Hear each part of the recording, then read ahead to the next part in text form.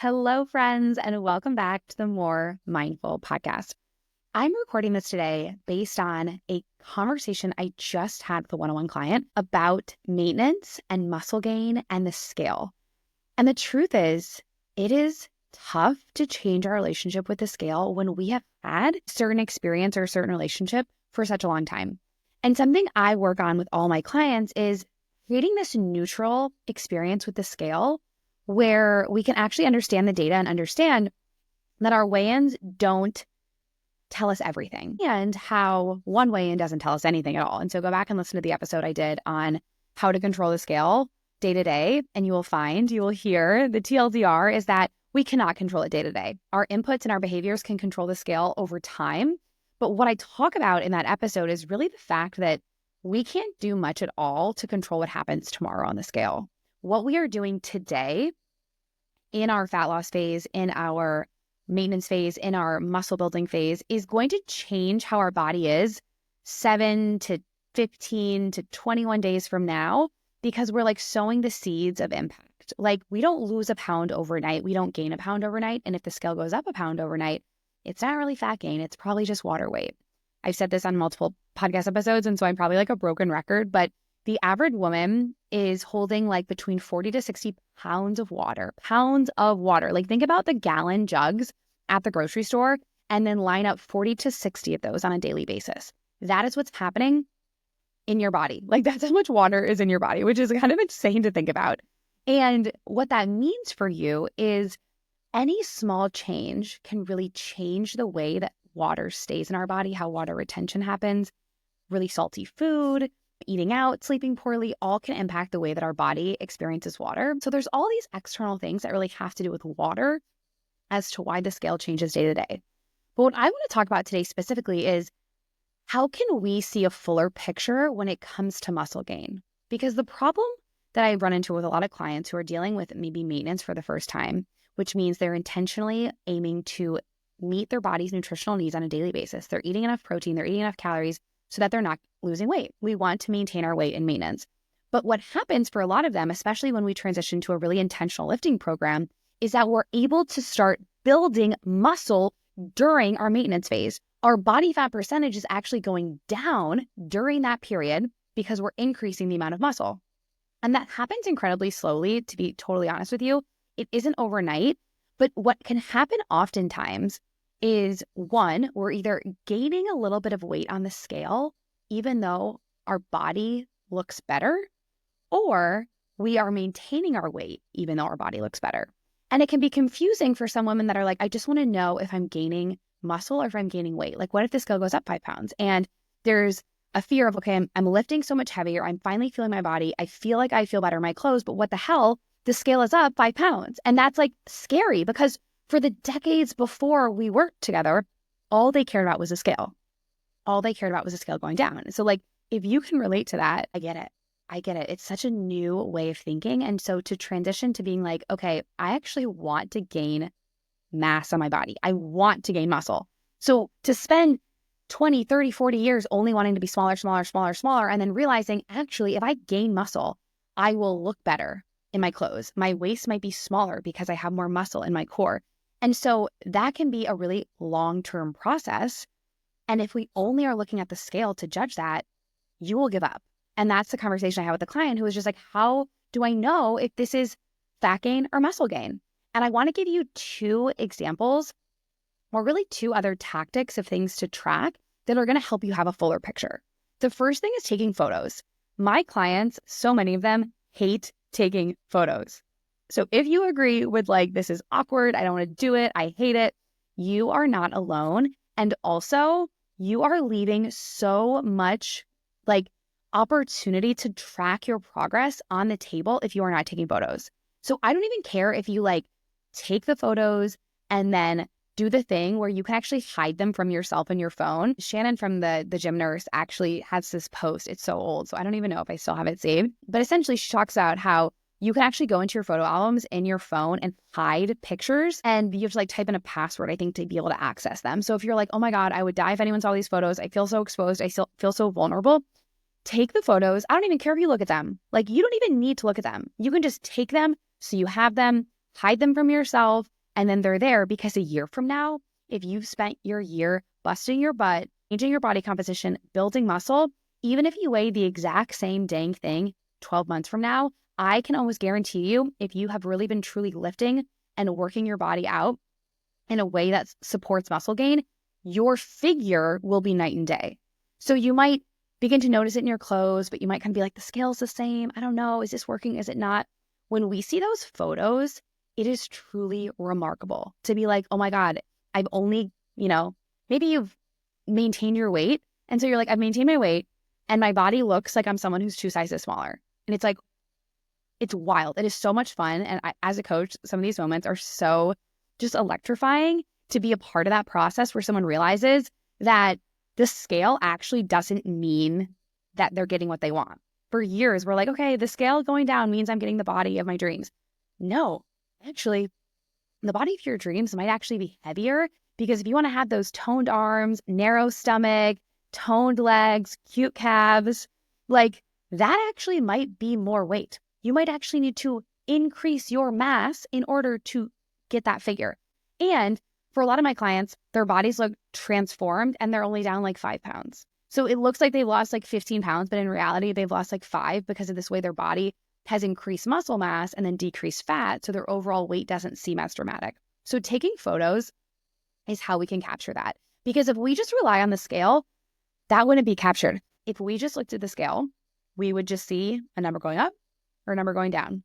And if we're only thinking that up means bad, but in reality, you've gone up and things are better in terms of what you want. I'm not saying that big or small is better or worse, but if you want to gain muscle, to look like a person that goes to the gym, that is toned, changing your external look, that might require gaining muscle and in some ways gaining weight, at least in part of the journey. So I want to encourage you so much to take the photos so that we can see the change, even if you can't see it on the scale. You can see it with your eyes, in the mirror, in the photos. We are our own worst critics. And so the crazy thing about photos is like, sometimes we look in the mirror, 12 months after we started, and we're like, I should be so much further by now. But there's this great book called The Gap and the Gain. And if you ever have like thoughts of comparison, or you feel like every time you get to the finish line, you're like, I should be further, or I should have done more by now. I didn't set good enough goals. I feel like I have so far to go. Absolutely read this book called The Gap and the Gain, because it talks about how when we put ourselves in that position where every time we reach our goals and then we tell ourselves that our goals weren't good enough, we are always just losing. Like we're living in what he calls the gap. And when we perpetually live in the gap, we become discouraged, we become sad, we become frustrated. And so we can't always just rely on our thoughts to tell us the truth, because we lie to ourselves all the time as humans. We are like, truly, we lie to ourselves so much every day. If you start to notice how often you lie to yourself, you'll be amazed. You have to actually like think about it and cognitively be like, wait, did I just lie to myself? Like even when you're like, hey, Susie, coming to meet you at lunch, be there in 5 minutes. And in your mind, you're like, I know I'm 15 minutes away. But we have all these micro lies that we tell ourselves, that we tell others, and we don't even realize it because I think we're so conditioned to do it. So anyway, when we look in the mirror 12 months after starting, we're probably going to lie to ourselves and be like, I haven't made that much progress. But if you have the photo, evidence, the receipts, baby, you will see that you have changed your figure. And that is something I want you to have, because guess what? If you don't take the photos because you're in your head about it, if you don't feel like you want to, if you're like letting your vulnerability win, you will miss out on that epic excitement that you could have months and years from now to look back and actually be able to visualize how far you've come. And that is a gift that you're robbing yourself from. So I want you to think about like giving your future self the gift of having that evidence to say, this is where I started and I'm so proud of the me that started so that I could get this far. The other thing I want you to do is take measurements. Take measurements, take measurements, take measurements. I have so many clients that feel like they don't need to take them. They're not important. They're awkward. They don't have a tape measure. Buy the gosh darn tape measure. They're like $9.99 on Amazon. It is so freaking worth it. And I want to tell you about my client, Georgia. She did a surplus. I have a post about her. So let me know if you want me to send it to you, or you can find it in like my archives. I think it's been like a couple months since I shared it, and I'm recording this in September of 2024. So Georgia did a 6-month surplus, which means she intentionally ate more than she needed to maintain her weight. So we intentionally went to a weight gain period. If you listen to my episode with Ruth on nutritional periodization, we actually talk about surpluses. So that's a great place to go learn a little bit more about it. But in this surplus, we increased her calories a couple hundred over her maintenance needs. So I worked with her to kind of find that right number. And we worked on increasing her muscle mass. So she changed the program she was doing. She was doing an at-home program and she didn't really have adequate equipment at home. And so she transitioned to doing a gym-based program where she had access to more equipment. She pushed a lot harder. She transitioned into really going intently with progressive overload. Her PRs have been insane. She went, I think, from deadlifting like 100 pounds to like 350. Like it was like truly insane, the gains she made. And during our surplus, over that 6-month period, she gained 8 pounds. She gained 8 pounds. And for a lot of people, that isn't necessary to get the body you want. So I want to also caveat with like, a surplus isn't for everyone. I, in my current stage of life, feel like a surplus would get in my head and I just like, it's not the right fit for me, but it's a really cool way to accelerate your muscle gain. If you really have that desire to build muscle, adding more calories will create more energy in your body to be used for muscle, because building muscle is an expensive process, which is why, side note, tangent here, if you think that you've been lifting for years and you've been in a perpetual calorie deficit, or you've been like skirting that line between like always slightly under eating, and you're like, why the heck don't I look like all the girls with the muscle? Why don't I have toned arms yet? It's likely because you are in an energy like deficit. You're in a calorie deficit enough that your body doesn't feel like it has adequate energy to dedicate to building muscle. It is an expensive bodily process. And so if there's not a ton of energy floating around, like bonus energy, then your body's like, we can't use this energy to build muscle. We need to breathe. So we need to save this energy for our lungs. So I want you to think about it that way. Like there's only so much energy to go around when you're always in a calorie deficit. We're expecting our body to build this muscle, not giving it enough energy, which is why being in maintenance or being in a calorie surplus is essential for building muscle beyond your first like 3 to 4 months of lifting. So like when you're brand new, there's a lot of like neurological adaptations that happen. And I feel like I've taken us so far off track here. So thank you for bearing with me. You guys are getting a bonus science lesson here. There are so many neurological adaptations that change in our first 3 to 4 months of lifting in terms of the way that we're able to access muscle fibers and recruit muscle fibers. So in the first 3 to 4 months, you might see some changes. After that, you get to a point where your body is more efficient with lifting. You're able to kind of recruit those muscles. That becomes more the norm. And then in order to get to that next level of adaptation, getting stronger, building muscle mass, we actually do need to have adequate energy available.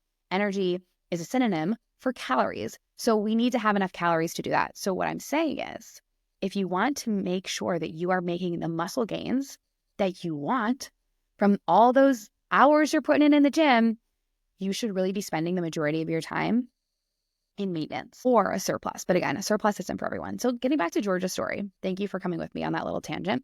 Georgia wanted to build muscle. So she was in a calorie surplus. She was eating a couple hundred calories over her maintenance. And the cool thing that we realized is that she has quite a high maintenance. We also realized she has a very adaptive metabolism. And so we actually had to increase calories more than we expected to start putting weight on. The cool thing about this is, and this is literally the reason that I am recording this episode, thank you for bearing with me for the first 14 minutes of the intro, is Georgia gained 8 pounds during those 6 months. And get this, she lost 1/2 inch on her waist. She gained 8 pounds during the 6 months, but yet her waist went down. Her measurements, her total measurements were about 1 inch less at the end of her surplus. She lost a little on her waist. She lost a little in her hips. Isn't that crazy? Her hips and her waist went down when she was in a calorie surplus. She gained 8 pounds and her measurements went down. That is how we know that she's building muscle. And let me explain that a step further for those of you who are like, this still doesn't like connect. Like, why does that? How does that guarantee us that she's gaining muscle? We know that someone is gaining muscle when they gain scale weight and their measurements go down, because a pound of muscle is smaller in size than a pound of fat. So they both weigh a pound, but the density of muscle is higher and the density of fat is lower. So essentially, more dense 1 pound thing looks smaller from the eyes, which is why if you look at yourself in the mirror after putting on muscle, even though you've gained 8 pounds, your waist is now smaller because muscle is tighter, it's leaner. That's why we say things like, We get leaner when we build muscle because it actually is just taking up a smaller amount of physical space than a pound of fat. So even though she gained weight, her measurements went down overall by about an inch, half inch from her hips, half inch from her waist. And that to me is all the evidence I could ever need that she put on muscle, which is why if you're someone who is actively working on putting on muscle and you are getting hung up on the scale, you are missing out on the peace of mind of knowing that you are making muscle gains and not fat gains. And it's not always completely linear. If her measurements didn't stay, like if her measurements went up or if her measurements stayed the same, it wouldn't necessarily guarantee us that she didn't gain muscle. So it isn't that like the only way to know you're gaining muscle is for your measurements to go down when you're gaining weight, because we can't control where and how our body gains mass. So isn't precise in that way, but we can be certain if your measurements go down while the scale goes up, we are getting that body recomposition, which is the gold standard. The women I work with who are on a journey to create body recomposition, most of them come into the door working with me thinking the scale is going to tell that story. And so there's this expectation that like, okay, the scale will go down when I get what I want. And for someone like Georgia, that wasn't necessarily the case. She was able to actually gain weight while her measurements went down. And that signaled to us that body recomposition was absolutely happening. She then went on to lose about 10 pounds. No, it was like, what was it? Maybe like 15 pounds total. Okay, so during her entire journey with me, in the beginning, there was about 6 months of that calorie surplus. Her scale weight went up 8 pounds. Her inches went down an inch. And then at the very end of her diet, which was post-surplus, so we did surplus for 6 months, maintenance for about 3 to 4 months, and then 8-ish months of a diet, she ended up 16 pounds down from the end of the surplus. Or if you are doing the math, about 8 pounds down from where she started, but 10 inches down and with a whole lot more muscle. So that is really the power of having more data. If we just had her scale weight, she might have thought she gained 8 pounds of fat during the surplus. And again, she feels stronger. She's getting PRs in the gym. And that's another thing that I honestly should have included as the third tactic for knowing if we're getting stronger is you will know you're getting stronger because you'll be lifting heavier. So if you're in maintenance and you feel like the scale is creeping up and you're like, is it fat? Is it muscle? How do I know? But yet your glute bridge has gone from 100 pounds to 250, you can almost be certain that you've gained muscle. And so the reason I'm recording this episode is to start helping you change that narrative around what is telling me that I'm getting what I want. And if what you want is body recomposition, which means to have your figure look different, to feel like you are smaller, like leaner, tighter, your clothing sizes will be smaller too. It's not always about the scale. It's about knowing that we're getting heavier lifts in the gym, seeing those measurements. Usually they're going to come down when we're gaining muscle because of that whole idea of muscle being smaller than fat. And then photos can help us visually see that leanness happening. So those are kind of 3 main ways that I want you to be thinking about. So when you have a day, if you're on this journey and the scale feels like it's really getting in your head, feel those feelings, acknowledge those feelings. There's nothing wrong with those feelings. And I want to make sure that I'm like not saying you should like never have a bad day or be frustrated with the scale because you're a human. But what I do want you to really think about is the fact that that one weigh-in especially is not the whole story. And you have all these other great forms of data to start encouraging yourself to see the real full story of all the effort and the work that you're putting into recreating this figure that you have from the outside in. So I am so excited to have you as a listener of this podcast because it was created to help you be more mindful, right? The More Mindful podcast. And the reason I'm so passionate about this is that I want everything in our lives around health to have the nuance it deserves.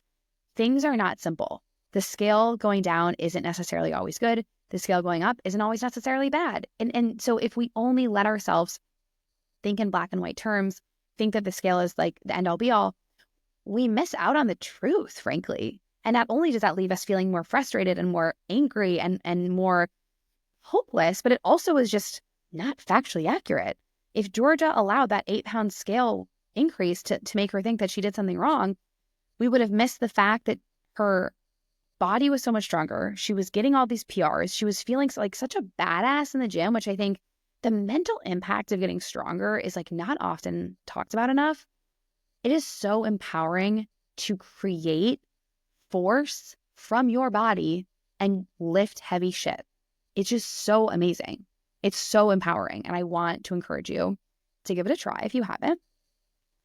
But the truth is the scale isn't really the best indicator of how our body recomposition journey is progressing. It's one piece of data, and I encourage my clients to collect it.